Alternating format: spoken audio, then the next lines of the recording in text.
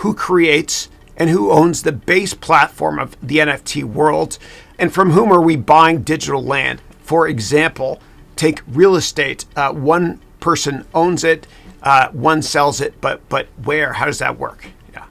Sure. So let's take one instance of that. So you could take something called Decentraland. So if you just Google, Decentraland, you'll find it. Anyone, literally you, the person who asked the question, you can create your own land in the universe. You just have to say, I'm going to start, Toddland, and everybody's going to buy real estate in Toddland. It's going to be amazing. But the question would be, are people going to pay for real estate in Toddland? What's the utility of that? What's the foot traffic there?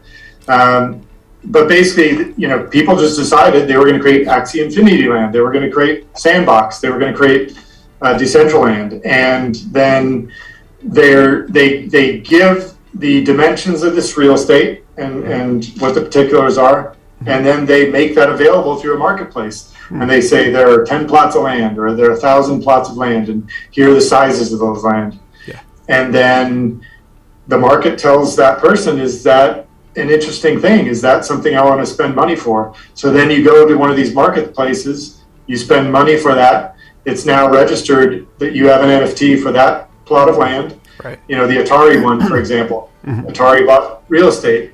That portion of that world is owned by Atari. It's registered on the blockchain. When they purchased, how much they paid for it.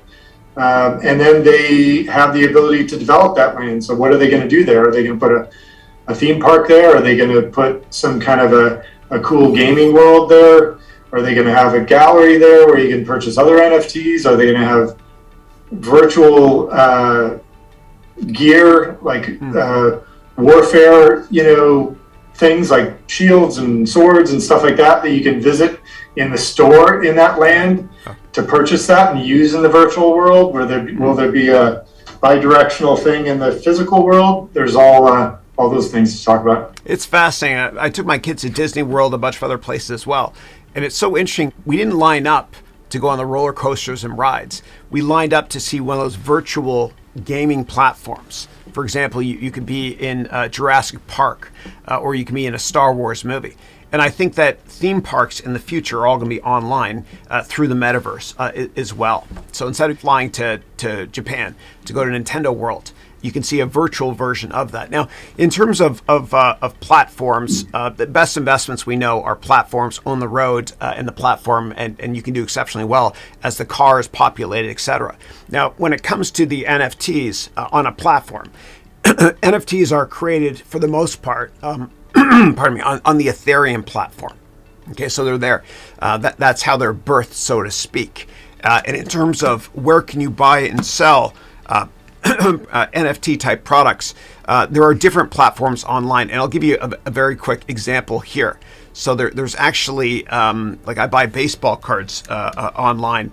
There's Wax.io. Okay, and so this here is a crypto that people use to be able to buy cards, for example. And speaking of Atari, I just saw Atari right here as well.